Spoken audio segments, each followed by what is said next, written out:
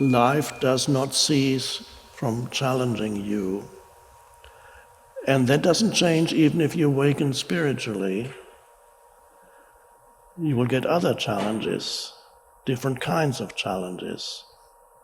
The only difference is, as you awaken spiritually, the way in which you respond to the challenges changes. And that is all important. How you confront the challenges of life, how you react to or respond to the challenges of life determines how you experience your life. How you experience your life ultimately is not determined by what happens to you, because most people think that that's the case, but how you experience your life, or what you call your life, is ultimately not determined by what happens to you. It is determined by how you respond to what happens to you. And how you respond to what happens to you determines what happens in the so-called future. How you respond now.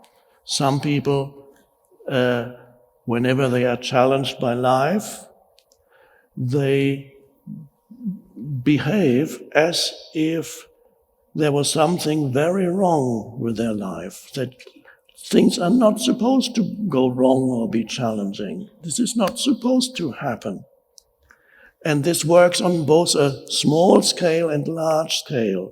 And you might have met people, and perhaps you were one of those people in the past, people who are continuously complaining about things. They're continuously not in alignment, continuously out of alignment with whatever is going on around them, situations and people and places and events.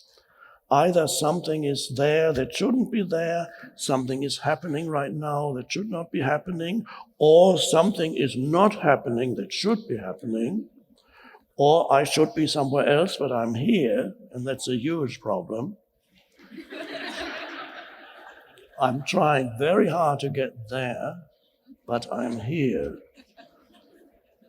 Now, this sounds a little weird when I say it like this, but the sad fact is that many people live like that for most of their life. They are not aligned with what they are doing right now. Yes, they are doing it, but they are not fully in the doing, because they'd rather be somewhere else. They would rather be already at the end of this particular activity. And when you're very much in that mindset, that means your life is stressful continuously. Stressful means there's a mental projection of where you need to be or should be, but you're here. So you're engaged in this activity, but you have certain thoughts that tell you either you already want to be at the end of what you're doing, or although you are doing this, you really should also be doing that and that and that, but you're doing this. A dreadful way to live. Normal, by the way, it's called normal. And you see it when you watch the movies. Everybody's like that in the movies, so it must be normal. They're all like, and people love to see the dysfunctional way in which people live reflected on TV and in the movies. They see reflected their own dysfunction, and it serves as a confirmation that, okay, I'm actually okay because everybody's unhappy. Everybody is living in this way, in this a state of almost continuous dissatisfaction, except for brief moments, sometimes to do with having a good meal, or sex. Could do it for a while. This doesn't last very long. Or you get what you wanted. You get what you wanted, the thing that you said, oh, that's going to make me happy. And then you get it. And for a moment you feel, and you feel this happiness arising. And why do you think you feel this happiness? Because you got what you wanted. But if you look more deeply, you will realize that you do not really feel happy because you got what you wanted, You feel happy because for a very short time period, the mind structure that was always unhappy with the isness of things, there's something is missing here, I need that, I need to get rid of that, that mind structure subsides, and for a moment you don't want anything except what is here now. And that suddenly you feel more alive, you feel, and now then perhaps you begin to understand why the Buddha talked about the greatest obstacle to spiritual awakening being continuous, well, he called it, and in the translations it's called desire. But a better translation of what the Buddha was talking about is a more vital term, is wanting.